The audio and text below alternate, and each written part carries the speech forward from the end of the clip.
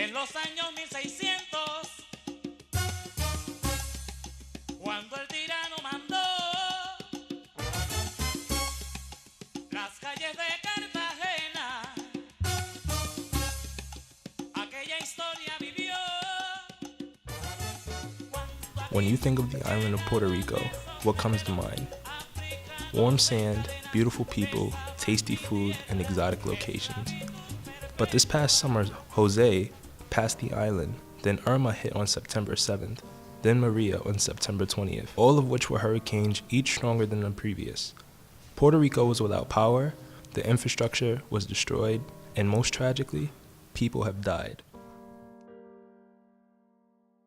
My name is Emerito Dariel Rivera Jr., born and raised in East Harlem. My name is Kevin Rivera, aka Beatboi. I'm of Puerto Rican descent. My family is from Puerto Rico. I wasn't born in Puerto Rico and I've never lived there. I did visit a couple times throughout my life, especially when I was young, when I was a child.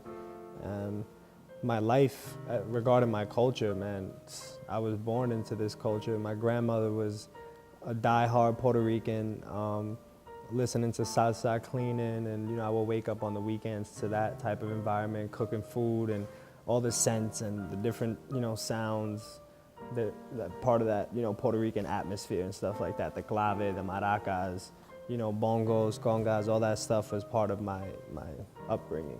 I have plenty of family over in the island, on both sides of my family, mother's side, father's side. Unfortunately, I'm not very close with everyone on the island. Maria became a Category 3 storm Monday, September 18th, after doubling in strength in just 24 hours. Then it maintained its rapid growth, becoming a Category 5 storm with sustained winds of 175 miles per hour, Tuesday, September 19th. With the situation, just everybody's suffering, whether it's people on the island or just people who are related to the people on the island have communication or have no communication. Especially those people, they're just suffering to know whether their family is alive or not, It's just a real messed up situation right now. Well, my family in the States, it's affected them more mentally and emotionally, because obviously they don't know the condition of everyone out there in Puerto Rico and communications aren't solid yet. But as far as my family on the island, thank God everybody is okay. My cousins, my aunts and uncles, even my great-grandmother who lives out there in Carolina, we got in contact with her. We were able to send her some supplies and things that she needed. It's the rest of the island, it's the non-populated or the non-tourist parts of the island that are in real danger because they're inaccessible. They're usually one road in and one road out. It's not just the southern half or the eastern half, it's everybody. So everybody's on the island is suffering. So it's just a real messed up situation. You feel bad for everybody down there, especially when they lose power. And it's just like, how does that happen, Some people lost, I've seen pictures of people with no roof and they had to build the roof up before the second hurricane came. The second hurricane comes and it's just like your home is gone, It's bad, man. Were you or any family members affected by the hurricane? I had a couple of family members affected. A lot of my mom's family is still out there, so they were hit pretty hard.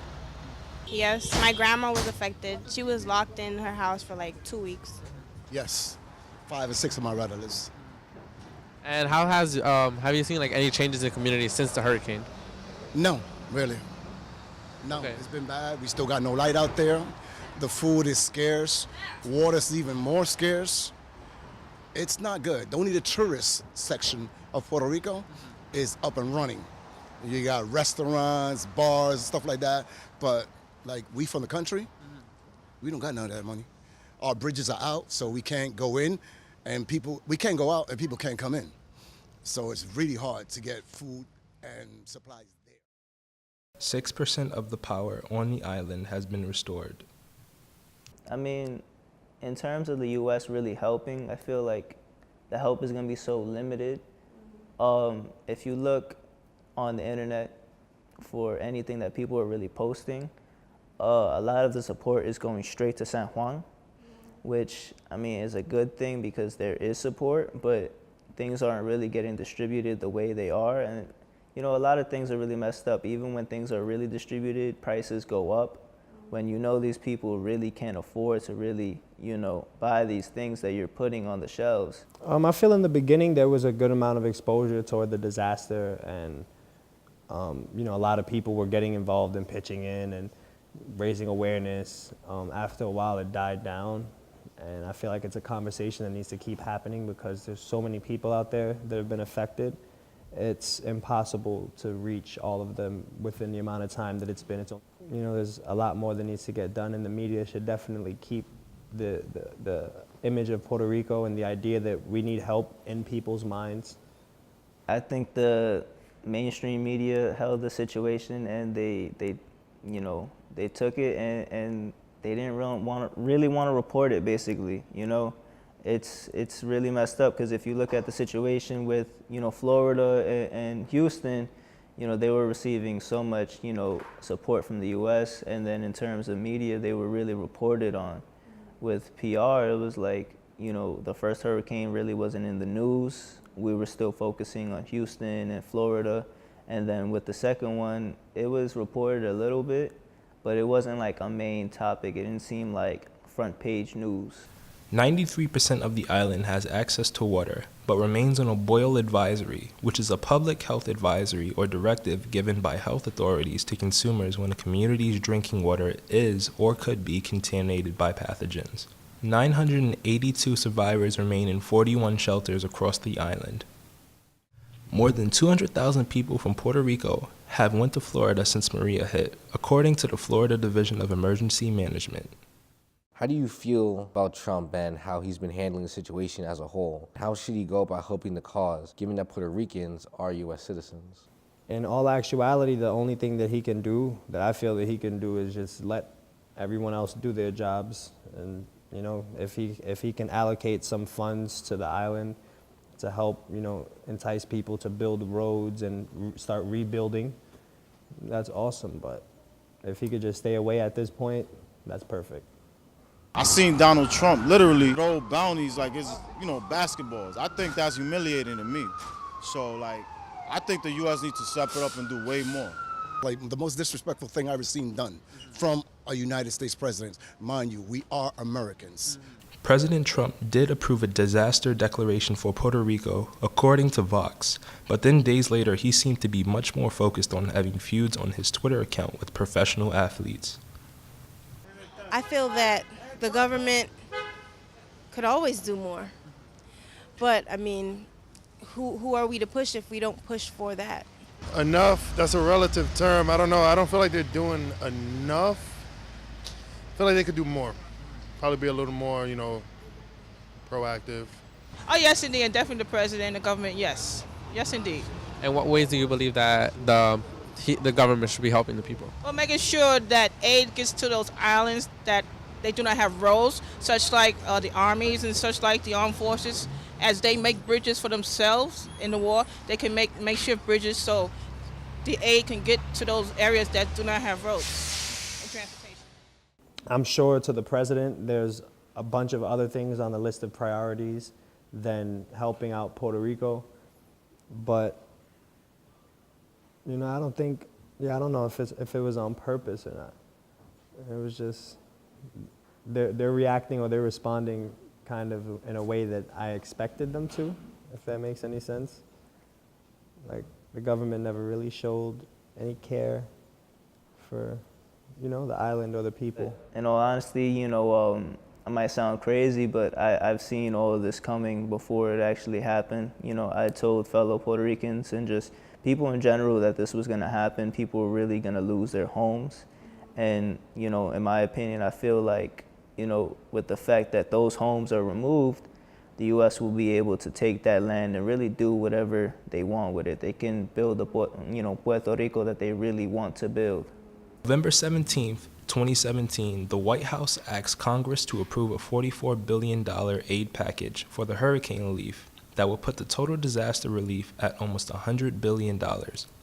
This request will go toward all areas that were affected by the natural disaster.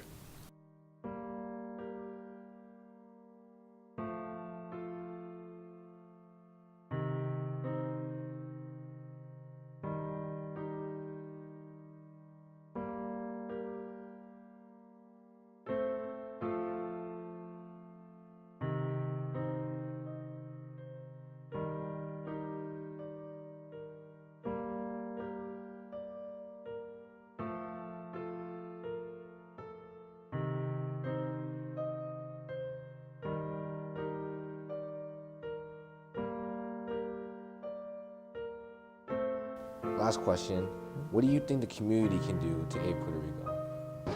Talk about it, make sure everybody's okay, always make sure that you call your family, kind of like in the house, but I mean, put things up on, the internet, social media, let that be something that they continue to talk about instead of changing the subject to something else that's not important. Like if that's really a concern, everybody should keep posting about that. I feel like, with technology, everybody has these smartphones and everybody's always attached to them. There has to be something you could do, an app, put something on Instagram, put something on Twitter, any one of these news apps, anything, like just broadcast everywhere. What we can do as a community is continue sending supplies like toilet tissue, diapers, things that we don't think about. Of course, man, toothpaste. Like, imagine how hard it is to go 6 weeks without a shower or, brushing your teeth or something so simple as that. Food is a big necessity out there as well, canned foods, water, stuff like that. As far as the community goes, also what we could do is continue to raise awareness around, the things that got Puerto Rico in the situation that it's in right now. $70 billion worth of debt, and that's all because of corporations from America who have gone to Puerto Rico, opened up shop there, failed for whatever reason, and came back without any repercussions, without having to pay anything. All that debt stays in Puerto Rico. So, there's a lot of things that led up to Puerto Rico being in the position that it's in today. And so long as there's a conversation happening around that, I think, it's a really good place to be as a community. Some organizations that I know within the neighborhood, they were trying to come out and just really put information out there of what was going on over there, how we can really help. They were collecting, supplies. I believe that some of them are still collecting supplies, collecting some money. So I feel like, despite everybody being so let down, they were, willing to just make a huge, effort, despite not knowing whether Puerto Rico was really going to get the supplies or really was going to get this money. So, I mean, it just really shows how much we really care about our people, our heritage, and just the island in general. The recovery of Puerto Rico is going to take a very long time, and a massive amount of hard work must be done in order to reach full recovery. Our purpose for doing this production is to spread more awareness to get as many people as possible to realize how much of an impact the events of this past summer with Hurricane Maria had on the island of Puerto Rico and the people that live there. For more information, please visit the link that's at the end of this video.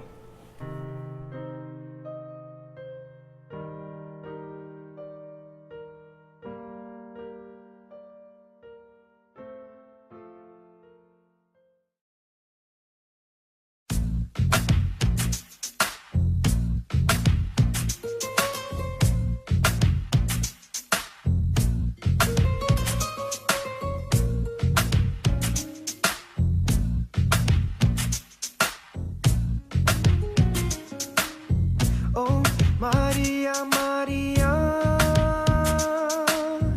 destroyed my island right before me. Now Trump is adding problems.